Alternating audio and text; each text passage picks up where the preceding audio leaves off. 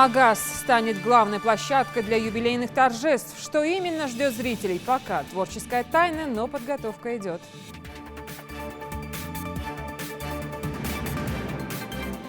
Нам вместе надо изучить все муниципальные районы, поднять программу, какие там объекты планируются строительства. В каком состоянии карьеры республики? Из 30 существующих почти половина бездействует. Почему?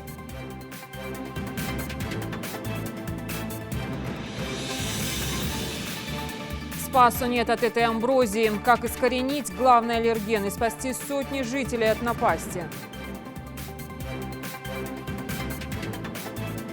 Добрососедские мосты, которые налаживаются через искусство, через культуру, они нужны, чтобы еще раз заявить о том, что в наших регионах и мирно, и динамично развивается культура и искусство.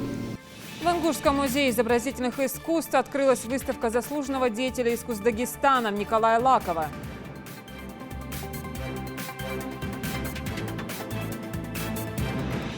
Тот, кто не готов продемонстрировать ювелирную технику, берет здесь азартом. Иные терпят до конца.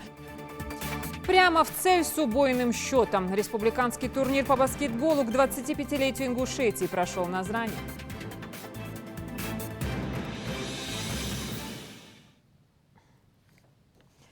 Это новости 24. Добрый вечер. В дату официального празднования 25-летия Ингушетии в Магасе на площади Алания развернутся настоящие народные гуляния. Организаторы торжеств готовят для жителей региона много сюрпризов. Разглашать их не намерены, но дадут ориентир, что-то вроде афиши, где 11 июля можно с пользой провести время. Марина Муталиева с подробностями. К празднованию юбилея республики организаторы готовятся основательно. На площади Алания в столице региона московская техническая группа устанавливает большую каркасную сцену. В целом на стройплощадке задействовано 150 человек. Монтаж конструкции почти закончен, а скоро на замену им придет рабочая группа декораторов. Они, в свою очередь, займутся настройкой звука и света. Сейчас главная сцена практически готова, осталось сделать подиум, на котором будут выступать артисты. Вот он у нас с несколькими уровнями. Для того, чтобы закончить, нам где-то еще осталось часов 12, чтобы закончилась работа. И, в принципе, площадка уже будет готова для этого. Слева от сцены развернется ярмарка национальной кухни, которую организует Минсельхоз Республики. Жители и гости смогут попробовать изыски национальной кухни и посетить медовый фестиваль. Кстати, в этот день в Магасе будут встречать руководителей регионов СКФО и министров культуры России и Кавказа. Все основные мероприятия мы сделали здесь, чтобы людям было удобнее. То есть человек приходит, развлекаются дети, пробуют национальную кухню, смотрят подворье, внутри подворья выставка, наша музейная выставка. Вот 3 наших музея будут здесь выставляться. Также здесь в подворье будет постановка, национальная постановка. Не буду говорить какая, то есть мы вот традиционно каждое подворье, когда мы ставим, мы делаем такую постановку, где-то как там Бера Ацетулуш, как наша ингушская свадьба проходит, как проходит процедура сватовства ингушей. Праздничную атмосферу обеспечит и живая музыка. Флешмоб исполнителей на национальной гармонии начнется после 3 часов дня. Ну а после все желающие смогут оставить свой след в праздновании 25-летия республики на стене пожеланий. Этот день будет запечатлен и в юбилейной фотосессии. Организаторы обещают, праздником сможет насладиться каждый. На празднование юбилея республики приглашены и самые маленькие ее жители. Для них на этой площади будет подготовлена масса развлечений. Это конкурсы детских рисунков, розыгрыши, караоке, исполнение любимых песен из популярных мультфильмов. А для мальчишек организуют спортивные состязания. И это лишь малая часть всей программы. Ожидается грандиозное празднование. Ближе к вечеру здесь, на этой сцене, запланирована концертная программа. О предстоящем празднике говорят с начала года и ждут с нетерпением. Мы семья военнослужащих, живем здесь уже 3 года. Город мне безумно нравится, мне нравится его архитектура. Вообще очень красиво все. Город молодой, очень красивый. Сегодня, побывав здесь в центре города, мы увидели, что строится сцена. Узнали, что будет большой праздник, концертная программа будет. Хотели бы посетить этот праздник. Наверное, будет очень интересно. обязательно попадем. Концерт завершится фейерверком над башней Согласия и танцами под ритмы национальной лезгинки. Марина Муталиева, Султан Булгучев, Новости 24. Ну а пока напряженные репетиции. Они проходят и в летнем амфитеатре в Насыркорте. Руководит всем творческим процессом заслуженный деятель искусств России Михаил Высоцкий. Сейчас опять слово Марине Муталиевой, она расскажет. Начало истории края, его основа. И давно уже те персонажи стали легендой, звездами и луной. Сцена на площади Алания ждет своих артистов, которые проводят все свободное время в репетициях. В летнем амфитеатре не умолкают голоса наставников. Движения танцоров, по их мнению, пока еще не совершенны, но время еще есть. На суд зрителей будет представлено безукоризненное выступление.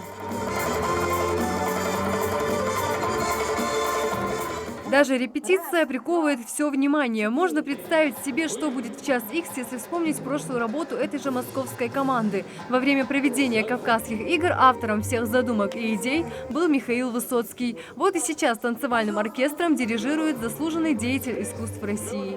Весь сюжет построен на том, что книга «Новейшая история Ингушетии», и мы листаем страницы, которые уже мы вписали, и тут же с вами еще и вписываем новые. То есть на наших глазах будет происходить. Мы вспоминаем историю, легенды наши, мы говорим о лучших людях. То есть каждая глава там доска почета или герои спорта, или это каждая глава новейшей истории Ингушетии, которая это не лекция, а которая минимум текста, а все будет показано, спето, станцовано и так далее. А пока участники готовят костюмы, реквизит и необходимые декорации. Кстати, в театрализованном представлении, как и в прошлый раз, участвуют все хореографические коллективы Ингушетии. Мой коллектив к этому мероприятию подготовил новые постановки. У нас шьются костюмы. Новая постановка, к примеру, у нас будет «Гилтка Халхар». Этим будем открывать все мероприятие. Самое начало это будет работать госансамбль, и далее пойдет пролог. Будут новые костюмы, необычные для нашей республики, но они именно взяты с тех времен, именно с Гюлецкого района, это Гюлецкий танец считается, где компактно проживают и грузины, и ингуши. Марина Муталиева, Майрбек Миржоев, Новости 24. Долгожданным новосельем отпразднуют 25-летие региона жильцы 3 новых многоквартирных домов в Назране. Многоэтажки построены для вынужденных переселенцев из Чеченской Республики, пожелавших остаться в Ингушетии. Напомню, в декабре 2016 года уже был открыт один из домов по этой программе. Тогда новое жилье обрели 90 семей.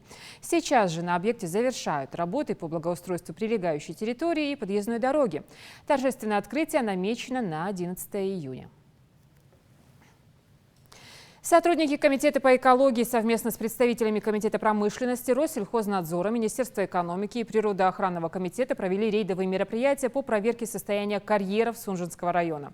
Что удалось выяснить о частичном простое этого сектора, расскажет Юсуп Гелисханов. Нам вместе надо изучить все муниципальные районы, поднять программу, какие там объекты планируются, строительство, дорог, Хабар-Балет. И вот и в целом, чтобы это мы все задействованы как раз для одной цели. Перед началом рейда Магомед Бабхоев объясняет, какая задача перед ними поставлена главой региона касательно тщательной проверки карьеров республики. Первыми под ревизию комиссии попадают карьеры в Бердюрте. Эта местность, как известно, богата полезными ископаемыми. Но карьер уже 3-й год не функционирует и, соответственно, никакой пользы не приносит. Почему не ведется работа? Бытует мнение, что якобы из-за своей отдаленности строителям неудобно здесь приобретать щебень. А вот у сотрудников Минэкономики свое мнение на этот счет. Мы когда заказ смету делаем, мы что делаем? У нас, например, там 1000 кубов шибенки, они сдоевесь. Вот именно эту шибенку мы должны брать у своего ГУПа. Конечно. У своего ГУПа. На эту бумагу надо написать прям. Ингуш карьер управления обязуется выдать вот этой подрядной организации 1000 кубов. И не важно, где он находится. Комиссия отмечает, в связи с бездействием карьер можно аннулировать и выставить на аукцион для привлечения заинтересованного предпринимателя, который в свою очередь будет максимально эффективно его использовать. С сегодняшнего дня организована масштабная проверка всей сферы деятельности карьеров по добыче полезных ископаемых, строительное сырье. На днях этот вопрос поднимался главой республики. Так, на территории региона в пользовании находится 30 карьеров, на 13 из которых, по сути, застой из-за отсутствия спроса на добываемое сырье. 2 участка находятся на стадии геологического изучения. Руководитель региона также дал поручение провести анализ деятельности ингушского карьеруправления. Отчисления, налоги, поэтому разберитесь с этими участками, почему они закрыты и почему там, я сейчас хотел вот именно, чтобы услышать, почему отдали Актемиру в Халуз, Евкуру в Халуз, Гагию в Халуз, Вадела в Халуз. Если вы ему отдали в аренду карьер, то вы ему обижите его, фудидижвоз. Эрин фудидижвоз, Сарах фудидижвоз, Бята фудидижвоз. А что эти, не знаю, может, выйти на аренду, знаете, он же сам хочет в аренду взять. Тогда обижите его тогда, чтобы он долги не накапливал. А первое, что он долги там на этом карьере гасит, б, он наращивает там уже доходы. Проверке подверглись и другие карьеры Сунжинского района. Комиссия тут же поинтересовалась деятельностью предприятия «Гранит-М». На данном карьере, можно сказать, удовлетворительно. Работа ведется, мы видим, и предприятие работает, и рабочие места какие-то есть, и налоги уплачиваются. Есть некоторые замечания там, по учету, по установке видеонаблюдения камер, по установке кассовых аппаратов. Для этого им будет дан срок, чтобы все эти замечания устранить. Здесь у нас все надзорные органы задействованы. И в случае этого устранения никаких проблем у предприятия не будет. Большинство действующих карьеров республики расположены в центральной части. Главную задачу, которую ставит перед собой вком экологии, это максимальное задействование этой сферы. По каждому карьеру будет установлен план, это тоже поручение главы республики, план относительно уплаты налогов и план относительно объема добычи полезных ископаемых.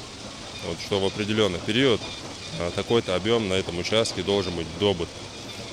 И для этого будет проведен анализ по всей республике о востребованности сырья вот в каждом городе и районе с учетом планируемых объектов строительства, инфраструктуры. Такой анализ будет проведен. С учетом этого дальнейшее развитие получит эта сфера. Такие рейдовые мероприятия планируется проводить до конца месяца. Юсуп Гелесханов, Хаваш Гойгов, Новости 24.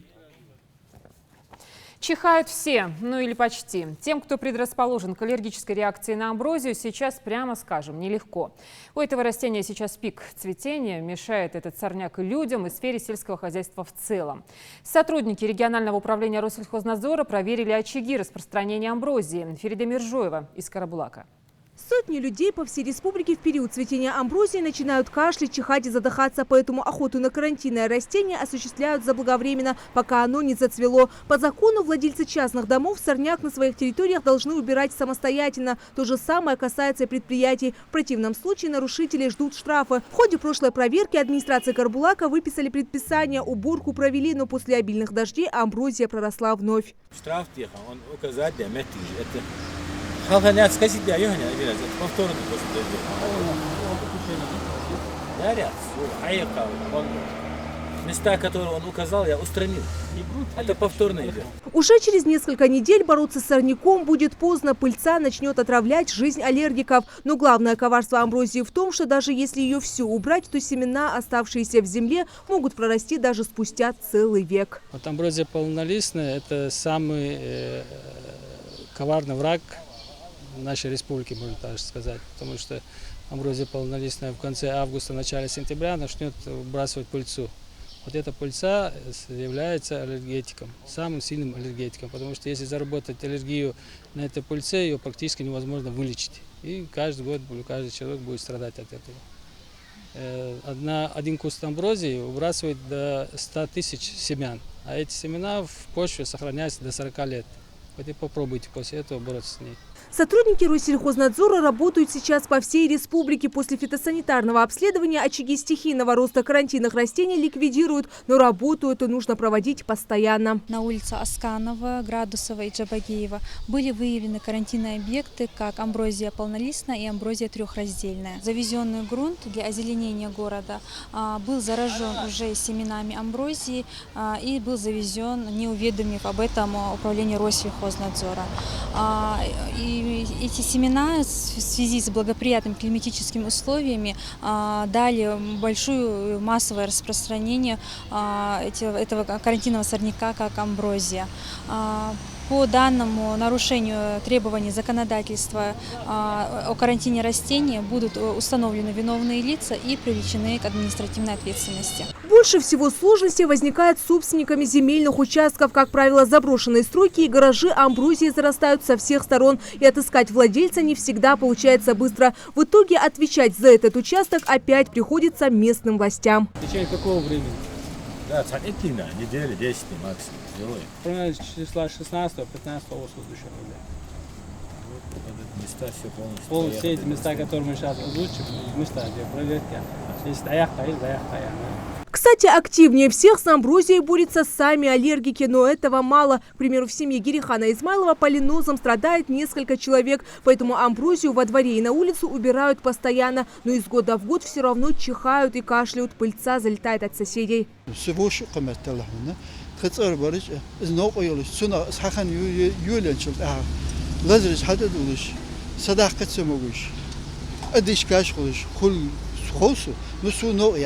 Примерно nach Uzomawatu Zeitnie zu Bohos Kitzisch Ochosch, Dahokisch. Uzichimiski, Hal Uzisch, Hokischmiski, Maschinen Zahlen Dahokisch, Enies Dachtro, Ulica, Nudahodar Sunhat. По самым скромным подсчетам, аллергии от амброзии в республике страдает свыше 1000 человек. И это число с каждым годом растет. До пика цветения сорняка остался от силы месяц. И задача сотрудников регионального управления Россельхознадзора – уничтожить за это время как можно больше карантинных растений. Ферида Миржоева, Мирбек Миржоев, Новости 24.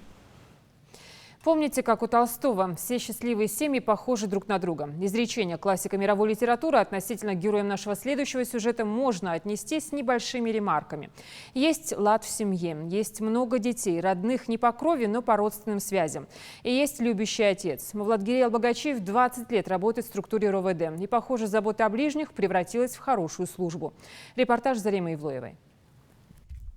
После суточного дежурства глава семейства возвращается домой. Это любимый момент для младших детей. В небольшом отцовском доме, который был построен полвека назад, ютятся почти 20 человек. На попечении Мавладгирея Албагачиева 14 детей. Мои дети 7, потом 2 от отца остались, 4 от брата, и старшего брата еще был. Старшему сыну 18 лет, а самому младшему Исе 10. Сегодня дома не все дети.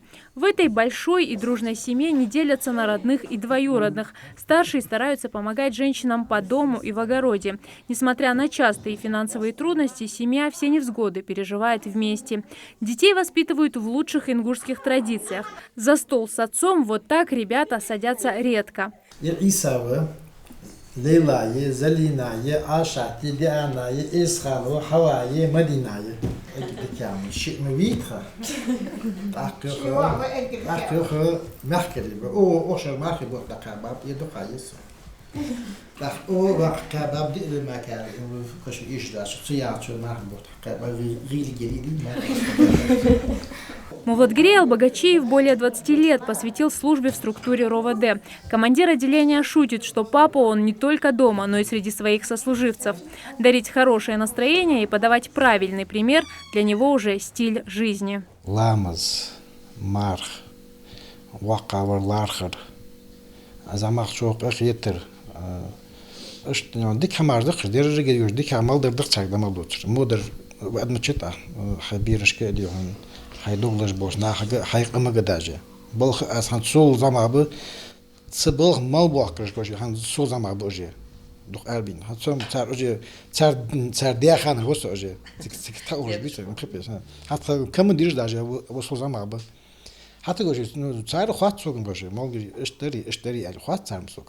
Всероссийский день семьи – это не только праздник, это еще одна возможность напомнить о необходимости поддержки многодетных родителей. Все члены этой семьи ютятся в 4 комнатах. Албагачиевы надеются на программу по улучшению жилищных условий. Глава семейства подал документы в соответствующие органы несколько лет назад и с нетерпением ждет поддержки от государства.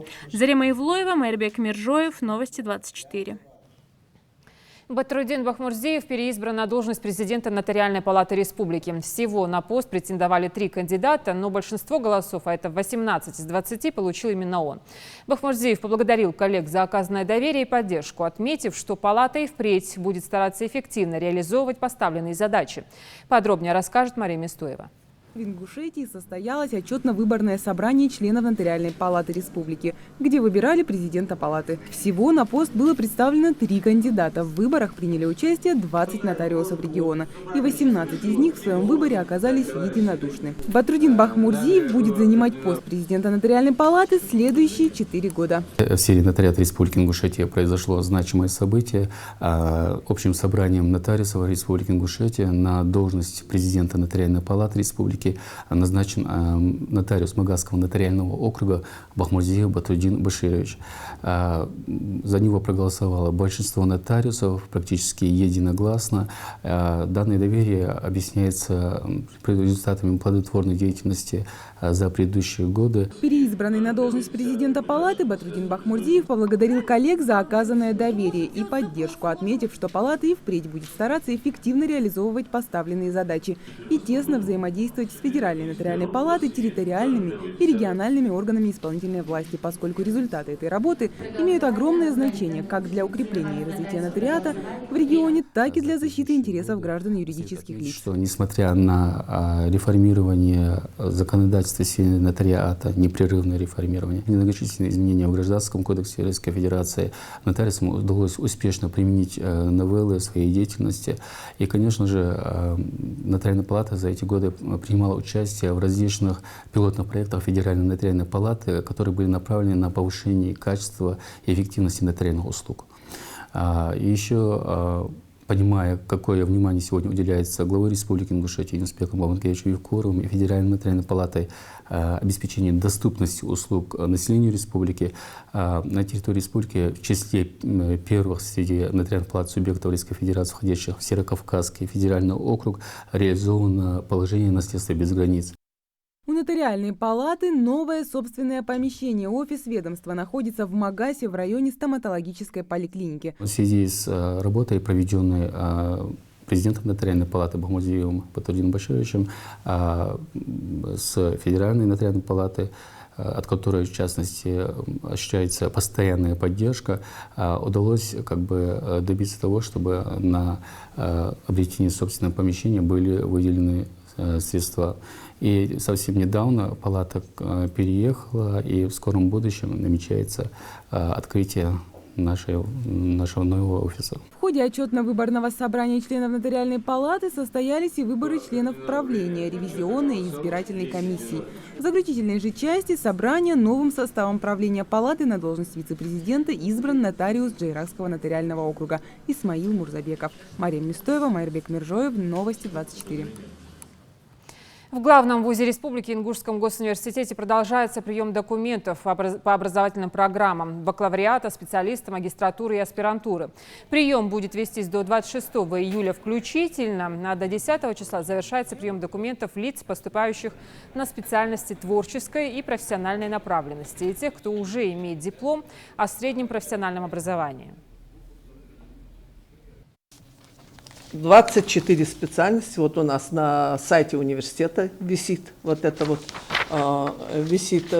вот объявление, по каким специальностям, значит, какие результаты ЕГЭ должны быть и сколько лет учиться. Вся эта информация висит у нас на информационном стенде и на сайте университета. В рамках контрольных цифр выделяется особая квота.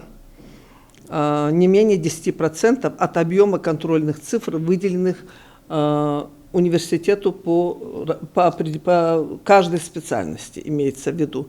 И квота целевого приема, количество мест, которых устанавливается Министерством образования и науки Российской Федерации, установили количество мест для приема, для целевого приема. Это 48 мест по 17 образовательным программам для приема на бюджет по бакалавриату и специалитету. Теперь еще на одно я бы хотела обратить внимание, пользуясь возможностью. К нам очень много обращается сейчас, часто, много-немного, но часто обращаются люди с просьбой. Мы не добрали баллы по результатам ЕГЭ, там 2 балла не добрали, 3 балла не добрали, 1 балл не добрал. Имеет ли университет возможность добавить эти баллы и что с этим можно сделать? Дело в том, что это категорически, мы не первый год уже по результатам ЕГЭ работаем. И, казалось бы, люди уже давно должны об этом знать, что мы не можем ни 1 балл ни убавить, ни добавить. Мы принимаем документы, и зачисления проводятся абсолютно по результатам ЕГЭ. В Ингушском музее изобразительных искусств открылась выставка, посвященная творчеству известного советского художника, заслуженного деятеля искусств Дагестана Николая Лакова. В экспозиции представлены репродукции работы из Дагестанского музея ИЗО имени Гамзатовой. Ферида Миржоева впечатлилась. Танцы и костюмы народов Кавказа, рыбные промыслы, поездки по колхозам Дагестана, а также ряд портретов и пейзажей, на которых запечатлены дагестанцы далеких 1930-х годов, сельские жители, чиновники, передовики производства и деятели культуры. Сегодня посетителям Карбулакского музея ИЗО открывается целая экспозиция работ, связанных с дагестанским периодом творчества московского художника Николая Лакова. Когда этот проект возник на повестке дня, когда решили создать такую выставку, подумали прежде всего об Ингушетии, потому что в процессе подготовки проекта обнаружились работы, которые имеют отношение к Ингушетии. Одна работа – это пейзаж, горный пейзаж, называется он просто «Ингушетия», а вторая – это карандашная работа, выполненная карандашом, портрет Зюмки Мацеевой. Дагестан, запечатленный Николаем Лаковым, ярок и разнообразен. Это и величественные громады гор, и возносящиеся в небо горные аулы, необыкновенные по красоте, словно возникшие из сказки озера, и многочисленные образы стариков. Оказавшись в выставочном зале со столь разнообразными работами, посетители будто бы переносятся в прошлое. Лакская пара, которая танцует, движения показаны очень воздушными и нежными, и в танце они скромность этого танца очень хорошо выражается в этом рисунке, и одежда у них очень красивая. Получается всего 2 персоны на этом графическом рисунке, но фактически обрисовывается, сразу же представляется большой круг людей, внимание со всех сторон к этой паре. Получается, воображение дорисовываются дополнительные детали. В центре внимания знаменитая серия «Танцы народов Дагестана», в которой передан не только характер пластических движений, но и особенности традиционных костюмов разных народов, проживающих в Дагестане. Он старался передать их в мельчайших подробностях, и это не просто этнографические зарисовки, но он и передавал сам танец, движения, пластику, и с его мастерством, что ему очень удалось, и это передает именно то настроение. Блестящий портретист, художник высочайшего класса, ярко проявивший себя в самых разных областях – живописи, графике, скульптуре, декоративно-прикладном и театрально-декорационном искусстве. Особую роль в творчестве московского художника Николая Лакова сыграл именно Дагестан. Яркое тому подтверждение – наследие из более чем 60 произведений. В проекте представлены лишь копии работ. Это сделано в первую очередь для удобства транспортировки, чтобы познакомить как можно больше регионов страны с культурой и традициями этого края. Мне кажется, что эти добрососедские мосты, которые налаживаются через искусство, через культуру, они нужны, чтобы еще раз заявить о том, что в наших регионах и мирно, и динамично развивается культура и искусство. Выставка «Николай Лаков» – подарок Дагестанского музея ИЗО имени Гамзатова и Национального музея имени Таха Годи ингушским коллегам к 25-летию региона. Увидеть произведения известного художника смогут все желающие до конца месяца. Ферида Миржоева, Рамзан Миржоев. Новости 24. Уже в августе Комсомольская поляна у подножия горы Машук вновь будет принимать участников Северокавказского молодежного форума «Машук-2017». Для многих молодых людей форум успел стать серьезной площадкой для общественно полезной работы и реализации своих идей и проектов. Ежегодно в нем принимают участие сотни молодых активистов со всей страны. Среди них, конечно, и наши земляки. В этом году на Машуке ингушские активисты представят 101 проект. Это и решение проблемы загрязнения экологии, развитие подрастающего поколения, проекты, нацеленные на сохранение культуры и идентичности народа. Всероссийский турнир по дзюдо порадует спортивных болельщиков в юбилей региона. Торжественно в присутствии высоких гостей откроется специализированная школа дзюдо. Но буквально недавно и тоже в честь 25-летия региона ввели дворец спорта, крупнейший объект на территории СКФО. Чем живут в его стенах и каких спортсменов здесь уже готовят, расскажет Саид Куштов.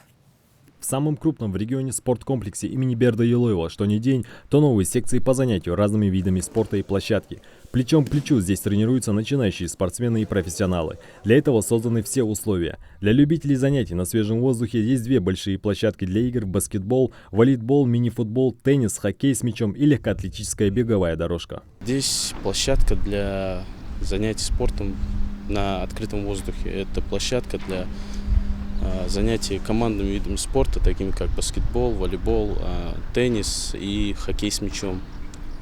И есть, конечно, ребятишки, это и у нас хоккеисты, как вы знаете, маленькие наши команды РЗ. Для них это основная тренировка летом будет здесь проходить. И также, возможно, клиенты, которые захотят играть в волейбол, например, здесь баскетбол или мини-футбол. Этой весной также открылась секция по дзюдо. И это неудивительно. Недаром самый популярный вид спорта в Ингушетии. Будущие чемпионы на ковре уже отрабатывают подхваты, чтобы уложить соперника на лопатки и получить высокий балл. Для Адама Аушева это второй день тренировки. В свои 7 он твердо решил стать чемпионом, а затем и тренером. Как его наставник, делится Адам. Я хочу стать чемпионом. И еще нас тут разные приемы учат. Мы играем в футбол тут, а в конце, когда мы тут уходим, мы смотрим, как другие дерутся. Еще я хочу стать как наш тренер. И сюда придет мой братик по имени Абубакар. Я хочу стать дзюдоистом. В зале уже готовят спортсменов к серьезным соревнованиям, которые пройдут 12 июля. Состязания проводятся в честь Хасана Халмурзаева и приурочены ко Дню Республики. Из этого клуба заявлено 5 спортсменов. Ребята с 6 до 15 лет, мы готовимся с имя Хасану. Сейчас будет этот турнир. Я 5 человек здесь будет бороться там. Буквально неделю назад открылись занятия по художественной гимнастике. Занятия проводятся в 3 смены в возрасте от 3 до 11 лет. Занимаются они еще меньше месяца нету. Есть дети, которые уже умеют что-то делать, они уже садятся на шпагат, растяжки, все. Наши цели, чтобы дети, конечно, чем старше становились, тем больше у них было достижений. Маленькая Хадиджа с легкостью садится на шпагат. Старшие братья научили. Девочке также легко даются некоторые элементы гимнастики. Я научилась прыгать на скакалке, делать лягушку. Вот так. А кем ты хочешь стать, когда вырастешь? Когда вырасту, хочу стать массажистом. А вот Рабия, увидев объявление в соцсети о наборе в секцию, сразу для себя решила, обязательно займется гимнастикой. Я сначала думала, что мама нам не посоветует ходить на гимнастику, но потом я подумала, открылся ведь дворец спорта, там гимнастика, вот я захотела ходить, растягиваться, потому что тут очень хороший учитель. Она очень сильно хотела сама, до того, как открыли еще, она спрашивала, есть у нас, нет, мы искали, случайно чисто в интернете увидели объявление и пришли, сразу же сюда подали документы. Уже 5-е занятие они занимаются, ей очень нравится. Она сама говорит, что очень весело у них, интересно, гибкость, сами понимаете, физкультура – это хорошо. Большой зал, специально оборудованный современными тренажерами, с удобной для занятия зоной свободных весов и кардиозоной, состоящей из беговых дорожек, эллипса и велотренажеров. Пожалуй, самый популярный в спорткомплексе у посетителей, включая и спортсменов с ограниченными возможностями здоровья. Занятия спортом и физическими упражнениями долгое время были недоступны в республике для людей с ограниченными возможностями. Теперь каждый желающий может тренироваться в специально оборудованном месте для спортивных занятий. За последний год в республике уже состоялись несколько всероссийских и даже международных соревнований. Для развития и занятий спортом создаются самые лучшие условия, которые как нельзя лучше подкрепляют стремление молодежи в большой спорт и волю к победе. Саид Куштов, Султан Булгучев, Рамзан Миржоев, Новости 24. 11 команд со всего региона приняли участие в республиканском турнире по баскетболу. Соревнования приурочили к 25-летию региона. Здесь собрались исключительно непрофессионалы. Для каждого спортсмена-любителя желание и азарт в приоритете над показательной техникой. Руслан Албогачиев сейчас расскажет подробнее. Еще, смотрите, из-за 6-метровой 2 очка, внутри 6-метровой 1 очко. Вечер спорта, вопреки ожиданиям болельщиков, открывает напоминанием о правилах игры. Небольшая разминка и спортивное сражение начинается. Спарта, Алания, Легион, КамАЗ, Сурхо играют сегодня школьники, студенты и взрослые. 11 команд. Многие из участников занимаются баскетболом не так давно, но он уже прочно вошел в их жизнь. Поэтому ребята настроены бросить все свои силы только на победу. Первыми в середину поля выходят Гишакова против Спарты. Надеяться ребята могут только на собственную подготовку, ведь на площадке тренер уже не поможет, а только подскажет. Попасть в кольцо юные баскетболисты должны, не нарушая никаких правил, иначе штрафной бросок и плюс несколько очков в команде соперника. Уже интерес появился у всех, приходят, занимаются. Сегодняшний турнир, данный турнир, мы видим, это турнир по стритболу. У нас была первая игра, выиграли. Еще предстоит 3 игры, посмотрим, игра покажет. Поклонники другого вида спорта, например, футбола, увидев счет на табло, впали бы в ступор. Но для болельщиков баскетбола двузначные цифры – это обыденное дело. В среднем любительский баскетбольный матч не обходится без таких результатов. Зрители каждый раз встречают точный бросок громкими овациями. Они очень интересно играют и показывают свои способности. В основном я болею за своего друга. На площадке они сплоченная команда, за ее пределами настоящие друзья, которых объединяет любовь к баскетболу и здоровому образу жизни. Именно на таком примере и нужно воспитывать молодежь, уверены организаторы турнира. Мы все знаем, спорт объединяет молодежь. Это здоровый образ жизни, здоровое развитие, чтобы на одной площадке собрались бы представители молодежи с других районов нашей республики, с городов, сельских поселений и могли бы принять участие в таких мероприятиях. Этим и отличается турнир. Никаких профессионалов. Тот, кто не готов продемонстрировать ювелирную технику, берет здесь азартом. Иные терпят до конца. Вот, к примеру, этот спортсмен не хочет расставаться с мячом, пока не передаст его своему товарищу, а тот сможет забросить его в кольцо. Долгожданный финал. На площадке встречаются победители прошлогодних состязаний «Легион» и их соперник «Спарта». В тяжелой и равной борьбе победу одерживает «Легион» со счетом 10-8. Баскетболисты доказали, что не зря посещают секции дополнительных занятий. Они уже двукратные победители турнира. Команда из Назрани, пацаны удивили на самом деле. Я их не знаю точнее, я не видел, чтобы они тренировали, но они пришли, показали хорошую игру. Забивали, все четко было, обводы. Это для них видно, что они тренировались. Навязали нам игру, мы ели, как вытащили эту игру. Баскетбол – массовый вид спорта. С целью его популяризации и проводятся ежегодные соревнования баскетбольных лиг Ингушетии. Мало того, что ребята получают возможность поучаствовать в более престижных турнирах, так и еще и эти соревнования затягивают в баскетбол больше любителей. Турнир продлился всего лишь 1 день. Все призеры получили не только дипломы, но и баскетбольные мячи, чтобы ребята смогли все свободное время проводить с пользой для себя. Руслан Албогачиев, Адам Далаков, Новости 24. Следите за новостями на канале Ингушетия и до встречи в эфире.